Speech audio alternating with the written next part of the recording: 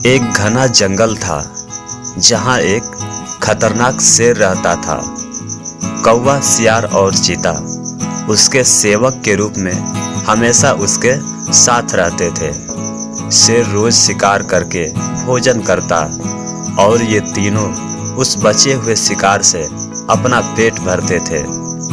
एक दिन उस जंगल में एक ऊंट आ गया जो अपने साथियों से बिछड़ गया था। शेर ने कभी ऊंट नहीं देखा था। कौवा ने शेर को बताया कि यह ऊंट है और यह जंगल में नहीं रहता, शायद पास के गांव से यहाँ आ गया होगा।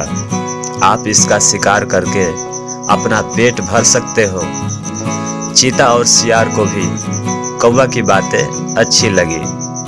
तीनों की बात सुनकर शेर ने कहा कि नहीं, यह हमारा मेहमान है, मैं इसका शिकार नहीं करूंगा। शेर ऊंट के पास गया और ऊंट ने उसे सारी बात बताई कि वो किस प्रकार अपने साथियों से बिछड़कर जंगल में पहुंच गया है। शेर को उस कमजोर ऊंट पर दया आ गई और उसने कहा कि आप हमारे मेहमान हैं, आप इस जंगल में ही रहेंगे। कौवा, चीता और सियार इस बात को सुनकर मन ही मन ऊंट को कोसने लगे। ऊंट ने शेर की बात मान ली और जंगल में ही रहने लगा। जल्दी ही जंगल की घास और हरी पत्तियां खाकर वह तंदुरुस्त हो गया। इसी बीच एक दिन शेर की लड़ाई जंगली हाथी से हो गई और शेर बुरी तरह से घायल हो गया। कई दिन तक शिकार पर नहीं जा सका। शिकार न करने पर शेर और उस पर निर्भर कौवा, चीता व सियार कमजोर होने लगे। जब कई दिनों तक उन्हें कुछ भी खाने को नहीं मिला तो सियार ने शेर से कहा कि महाराज, आप बहुत कमजोर हो गए हैं और आप शिकार भी नहीं कर सकते, तो हालत और ज़्यादा खराब हो सकती है।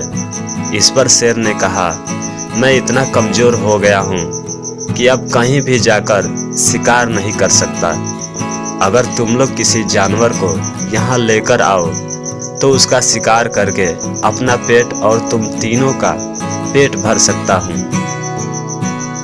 इतना सुनते ही सियार ने तपाक से कहा कि महाराज, अगर आप चाहें तो हम ऊंट को यहाँ लेकर आ सकते हैं, आप उसका शिकार कर लीजिए। शेर को यह सुनकर गुस्सा आ गया और बोला कि वह हमारा मेहमान है, उसका शिकार मैं कभी नहीं करूँगा। सियार ने पूछा कि महाराज, अगर वो स्वयं आपको आपके सामने खुद को समर्पित कर दे तो? शेर ने कहा, तब तो मैं उसे खा सकता हूँ। फिर सियार ने कौवा और चीते के साथ मिलकर एक योजना बनाई और ऊंट के पास जाकर बोलने लगा, हमारे महाराज बहुत कमज़ोर हो गए हैं, उन्होंने कितने दिनों से कुछ नहीं खाया है। अगर महाराज हमें भी खाना चाहें तो मैं खुद को उनके सामने समर्पित कर दूंगा। सियार की बात सुनकर कौवा, चीता और ऊंट भी बोलने लगे कि मैं भी महाराज का भोजन बनने के लिए तैयार हूँ। चारों शेर के पास गए और सबसे पहले कौवा ने कहा कि महाराज, आप मुझे अपना भोजन बना लीजिए। सियार बोला कि तुम बहुत छोटे हो, तुम भोजन क्या नाश्ते के लिए भी ठीक नहीं हो। फिर चीता बोला कि महाराज, आप मुझे खा जाइए। तब सियार ने कहा, अगर तुम मर जाओगे तो शेर का सेनापति कौन होगा? फिर सियार ने खुद को समर्पित कर दिया। तब कौवा और चीता बोले कि तुम्हारे बाद महाराज का सलाहकार कौन बनेगा?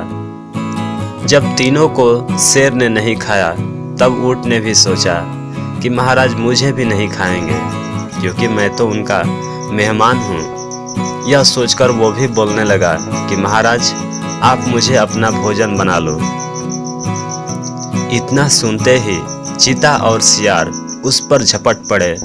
इससे पहले कि ऊंट कुछ समझ पाता, उसके प्राण शरीर से निकल चुके थे और चारों उसे अपना भोजन बना चुके थे। इस कहानी से हमें यही सीख मिलती है कि हमें बिना सोचे किसी की बातों में नहीं आना चाहिए। साथ ही चालाक व धूर्त लोगों की मीठी मीठी बातों पर कभी भरोसा नहीं करना चाहिए।